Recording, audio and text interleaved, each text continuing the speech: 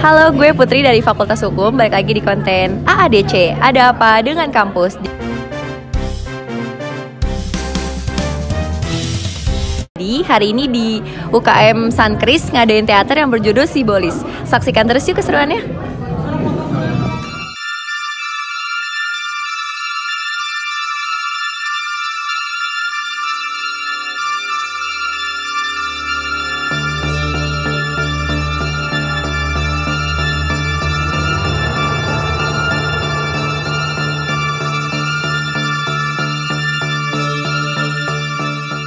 Oke, jadi untuk para pemerannya sekarang lagi siap-siap dan pada make up. Kegiatannya tuh sekitar jam 7:30 malam. Ikutin terus.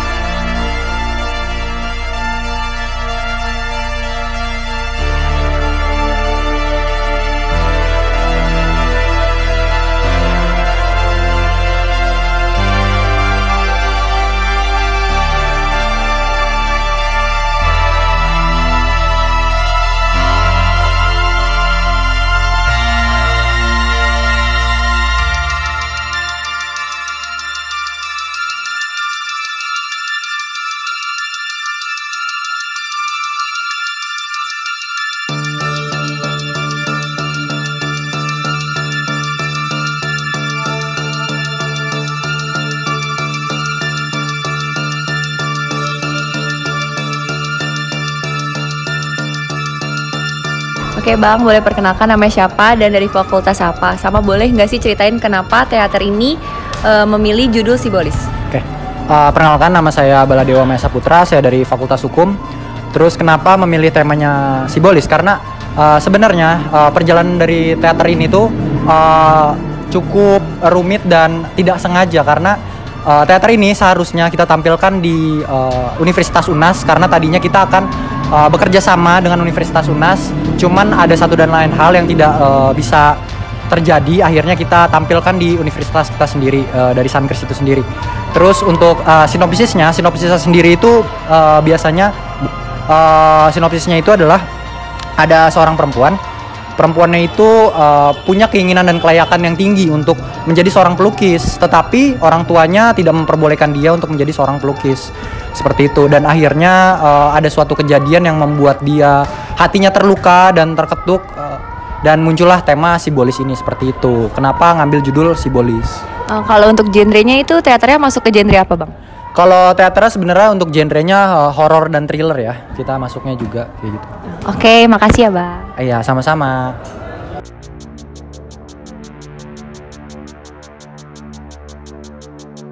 Pokoknya kalian gak boleh gak nonton teater ini karena teater ini udah pasti bagus banget dan lihat aja persiapan mereka tuh udah mateng banget, jadi jangan lupa nonton ya.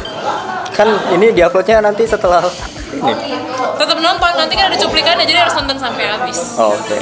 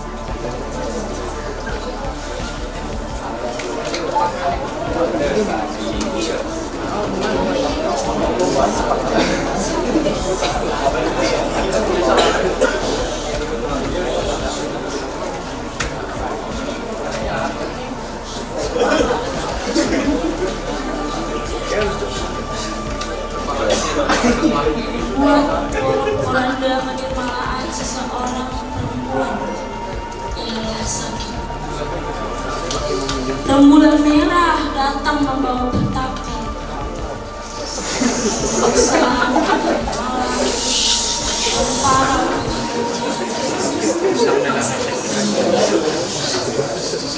Mereka merindukan, mereka siap membalas kasih itu. Terkutuk pasti kau. Terkutuk, terkutuk, dan terkutuk.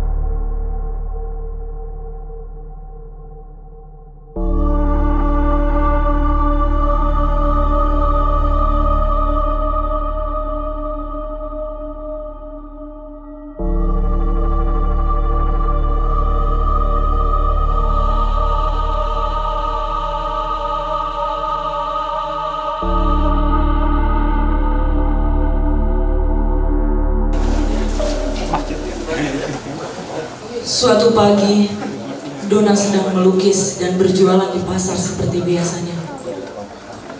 Menjual lukisan-lukisan hasil karyanya yang banyak belum terjual. Lukisan tersebut untuk hadiah ibunya. Karena ibu Dona mengidap kanker paru-paru stadium akhir. Tidak ada yang bisa Dona lakukan mengenai penyakit ibunya, selain membuat ibunya bahagia di akhir hayatnya. Mungkin lukisan ini menjadi lukisan satu-satunya hadiah yang bisa Dona berikan untuk ibunya. Lalu ada laki-laki saudagar kaya raya yang menghampiri dagangan Dona dan melihat Dona sedang melukis. Laki-laki itu adalah Satria, Kesatria Punjawinata.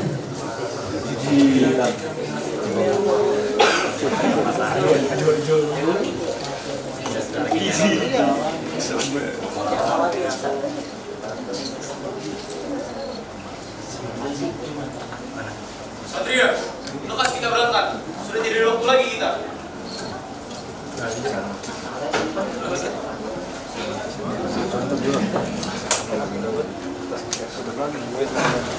Keesokan harinya, Satria datang kembali ke pasar untuk membeli lukisan. Namun di lapak itu tidak ada Dona, hanya ada bunga. Hari itu bunga yang berjualan di lapak Dona. Lapak dagangan Dona sedang ramai karena banyak lukisan-lukisan baru yang baru saja selesai digambar Dona.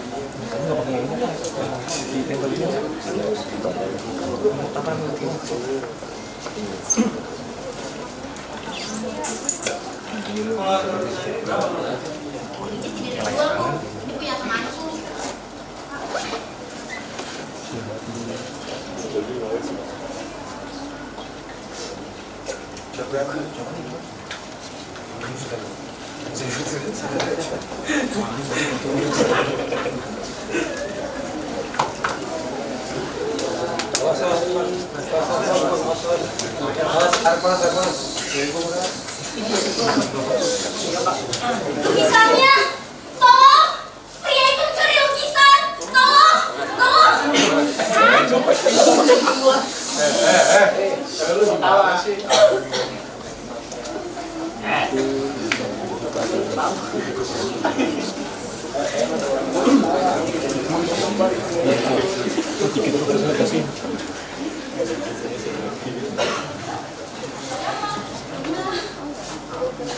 Lukisanmu,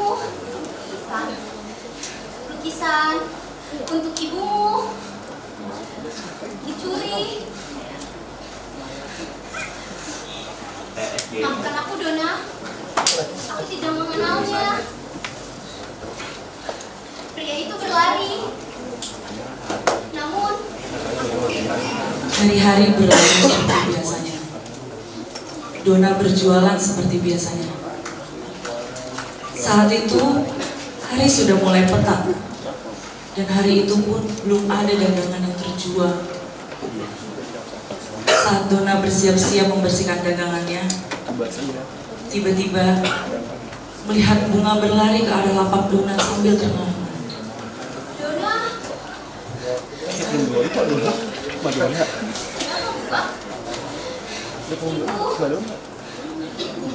ibumu, ada apa dengan ibuku? Nafas, Dona. Bagaimana bisa? Bagaimana bisa dengan ibuku? Ibu! Ibu!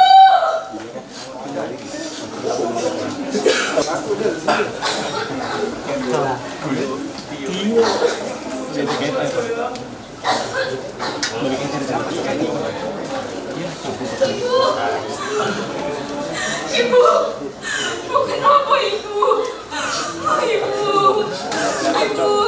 Ibu harus sembuh ibu. Ibu harus kuat. Aku yakin ibu sembuh ibu. Ibu harus sembuh. Ketika ibu sembuh, aku pasti akan menikah ibu.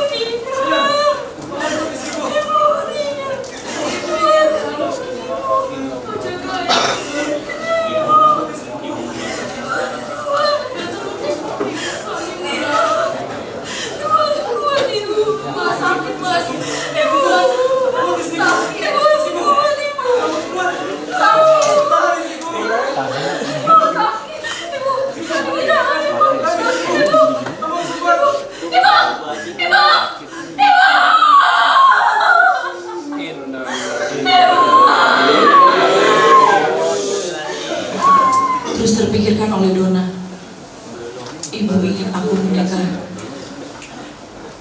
Di tengah kegiatannya, Donna dipanggil oleh Bunga untuk segera ke rumahnya karena ayahnya memanggil. Dengan begitu, ia segera bergegas ke rumahnya. Namun, ketika Donna sampai di rumah, ia dipertemukan dengan teman ayahnya. Dan dia kenalkan dengan laki-laki yang tak ia kenal dan akan menikahinya. Ayah Donna sudah menjodohkan Donna kepada anak dari teman ayahnya. Laki-laki itu adalah Satria. Satria Punjawinata. Karena jika memang ia menikah nanti, ia harus mengubur mimpi-mimpinya untuk menjadi pelukis terkenal. Jika ia menikah dengan Satria, maka ia harus mengurus keluarganya nanti dan tidak akan ada waktu untuk menjadi pelukis seperti yang ia dambakan itu. Segala kecewa dan beban yang dipikul serta keinginan Ibu Donna yang membuat Donna tidak pikir panjang dan merelakan cita-citanya itu. Dengan segala keterpaksaan yang harus dijalankannya. Pada akhirnya, Donna pun setuju dengan pernikahan tersebut.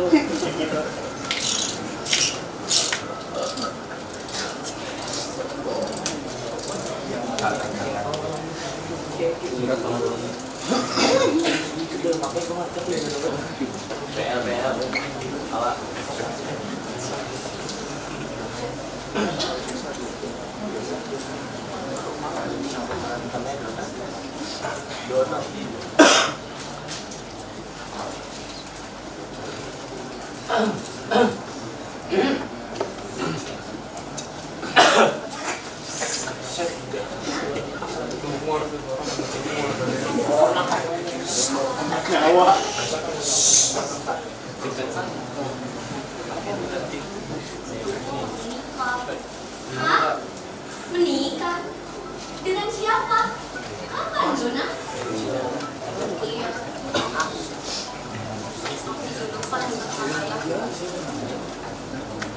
Aku akan menikah pada tanggal 22 Oktober.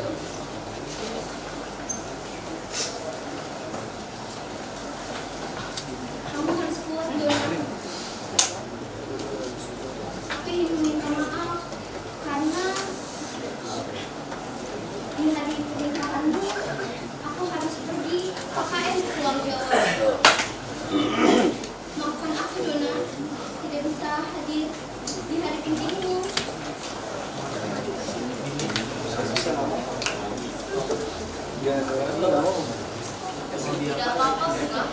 Mau diapain aja?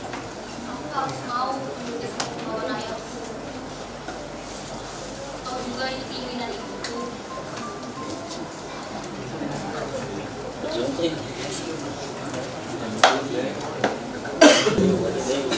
Dan mesejahterakan keluarganya. Namun, bukannya kebahagiaan yang didapatkan oleh Dona, justru Dona malah mendapatkan. Mau bagaimana sih, Bang? Bisa-bisanya semua harta kita lupakan aja itu. Diamlah! Kau tidak akan mengerti! Mengerti? Apa yang tidak aku mengerti, Bang? Aku sering melihat kamu bermain dengan perempuan lain. Tapi aku diam saja. Yang kamu pulang, selalu bawa alkohol, selalu dandanin mabuk. Dasar kau! Wanita tidak tahu diuntung. Sudah kubiayai hidupku. Tapi apa balasanku? Aku tuh lelah, Bang. Aku tuh lelah memikirkan kita depannya. Tapi apa? Cuma aku yang memikirkannya. Sedangkan kamu hanya bisa bersama-sama saja hidupnya. Bajingan kau! Jangan!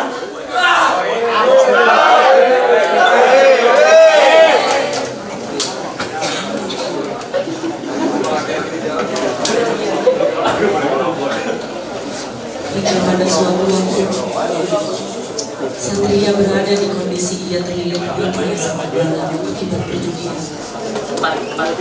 Hartanya pun semua habis dan tidak cukup untuk menutupi hutang-hutangnya. Lalu,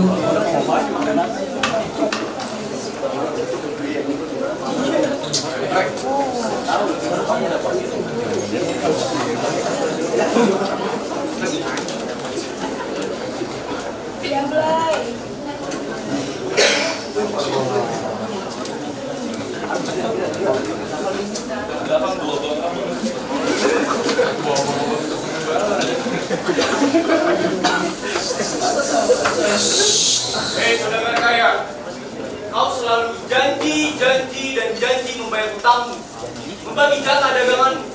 Tapi semua itu omong kosong. Sekarang kumaha?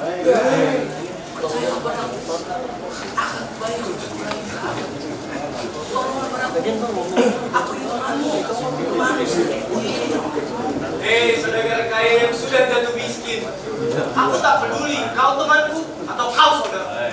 Hutang tetaplah hutang. Dona memasuki bar dan menghampiri Satria. Karena ia khawatir Satria tidak pulang sudah 5 hari. Dan dengan tanpa kaget melihat lukisan simbol yang ada di ruangan, yang isinya terdapat para bajingan ini.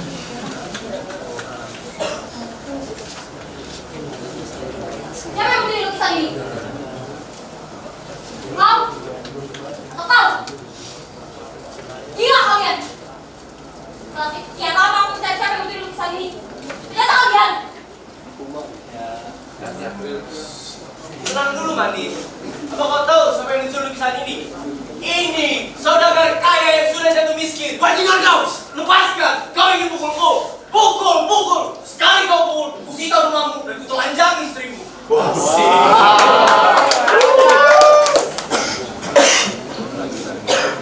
Sibolga, 6 Januari 1982. Dengan kepedihannya, dengan amarah, Dona ingin melukis lagi. Seperti ketika ia sebelum bersuami. Seperti ia menghabiskan waktunya untuk melukis saja. Kuas, cat dan kanvas, saksi bahwa Dona sangat menikmati kepedihan ini. Karena ia yakin kalau ibu yang sekarang berada di surga selalu menemaninya dalam suka maupun dukanya. Tetapi suara pintu terbuka. Entah siapa yang datang.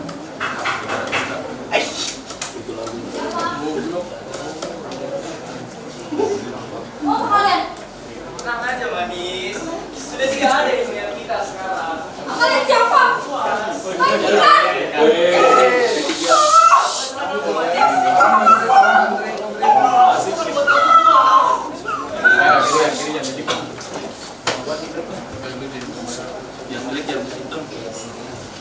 Kelelahan menyambut semua rencana.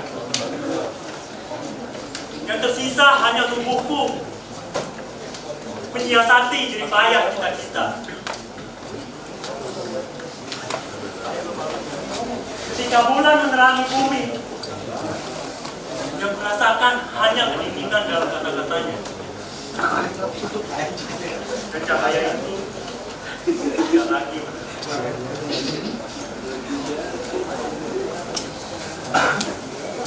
Lalu, dia pun berjalan di tangga. Kemaluan yang sudah tidak ada harga dirinya, tubuh yang sudah tidak ada jiwanya. Ronta-ronta berlahan atas binatang yang bertubuh manusia.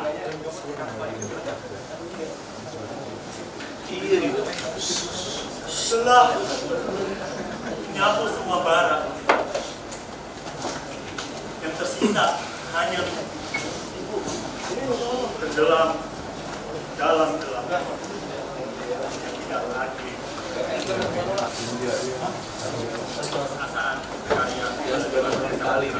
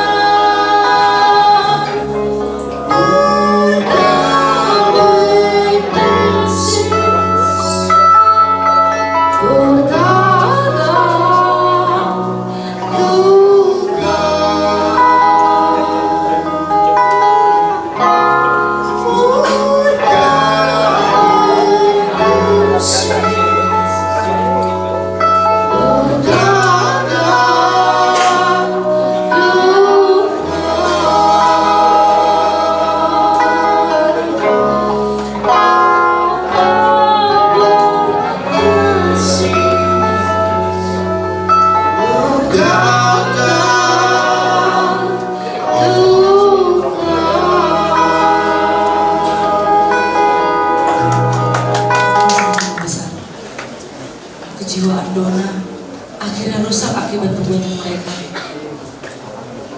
Sudah tidak ada lagi senang, sudah tidak ada lagi sedih, yang kini menjadi derita bagi Donna. Sehingga dengan ketidakmanusiawian perlakuan Donna, memperjualkannya untuk menembus hutang-hutangnya kepada Bram. Karma pasti akan datang. Dengan semua permasalahan yang dialami Donna, akhirnya ayahnya pun menyadari sifat Donna yang berubah-ubah.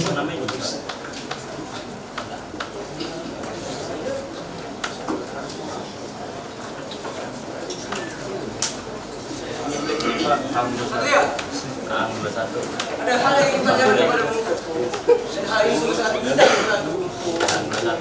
Kenapa kalian bisa seperti ini? Apa yang kau lakukan? Kenapa anak saya bisa seperti ini?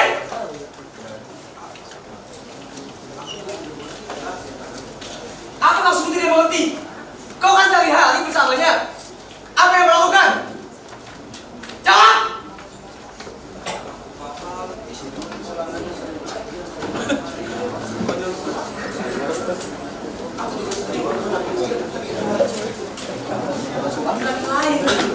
Berjudi. Tidak mungkin, Satria. Aku mendidik Donna sebagai wanita yang beradab. Dia tidak mungkin Donna melakukan itu. Aku melihat Donna apa? Ini ya.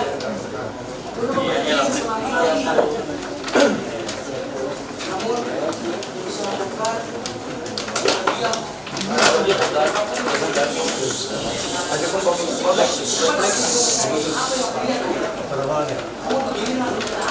Black ingat anak, Black. Kamu berisik keluar.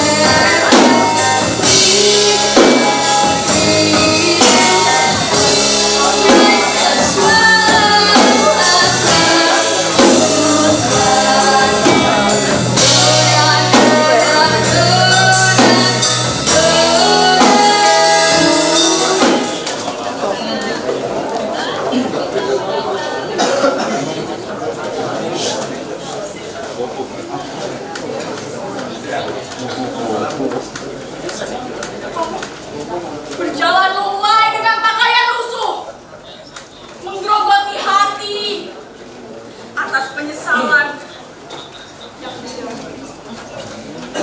layang-layang tanpa arah, berteriak meminta tolong tanpa ada yang mendengarkan.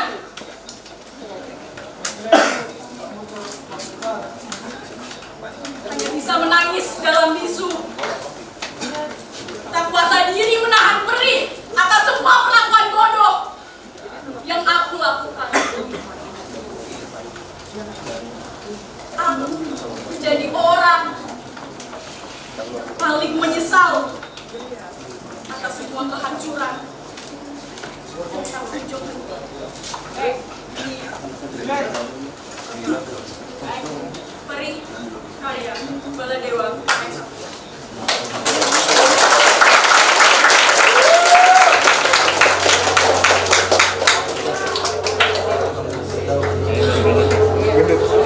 Gila.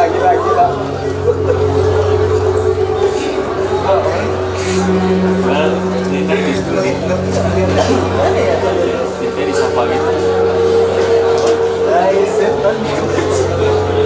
Jadi kayak pakai tadi ikutan depan orang takut. Ini detik ya. Setan tapi nggak nyalain nggak kayak gitu.